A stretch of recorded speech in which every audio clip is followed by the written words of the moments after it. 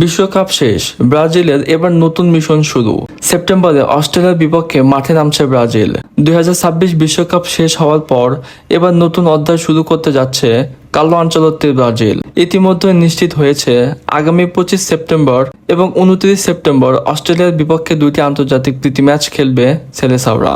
প্রথম ম্যাচটি অনুষ্ঠিত হবে অস্ট্রেলিয়ার টাউনশিলভে এবং দ্বিতীয় ম্যাচটি অনুষ্ঠিত হবে ব্রিসবেনে।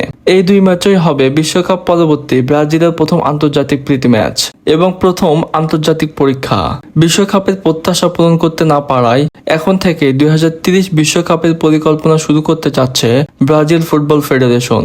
তাই এই দুই ম্যাচে শুধু জয় নয়, নতুন দল গড়ার দিকেও নজর থাকবে আনচেলত্তির। এখন প্রশ্ন হলো, অস্ট্রেলিয়ার বিপক্ষের ম্যাচে স্কোয়াডে কারা থাকতে পারেন? গোলপোস্টে কে থাকবেন তা এখনো নিশ্চিতভাবে বলা যাচ্ছে না।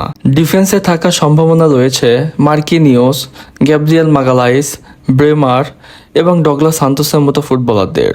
মিডফিল্ডে কিছু ধোঁয়াশা রয়েছে, তারপরও Casemiro, Lucas Paqueta, Bruno Guimaraes থাকতে পারেন। এছাড়াও তরুণ মিডফিল্ডারদের সুযোগ দেওয়া হবে বেশি।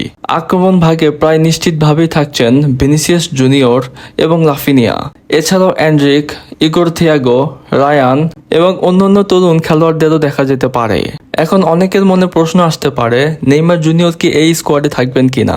নেইমার জুনিয়রের থাকার সম্ভাবনা নেই বললেই চলে, কারণ নেইমার জুনিয়র বিশ্বকাপ থেকে হারার পরে আন্তর্জাতিক ফুটবলকে বিদায় বলে দিয়েছেন। অন্যদিকে অস্ট্রেলিয়াও কিন্তু সহজ প্রতিপক্ষ নয়। তারা বিশ্বকাপে খুবই ভালো খেলেছেন।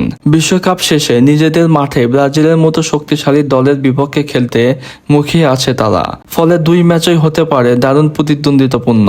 এখন দেখার বিষয়, আনচেলত্তি কি বিশ্বকাপের মূল কাঠামো ধরে রাখেন, নাকি তরুণ খেলোয়াড়দের নিয়ে শুরু করেন 2030 বিশ্বকাপের প্রস্তুতি?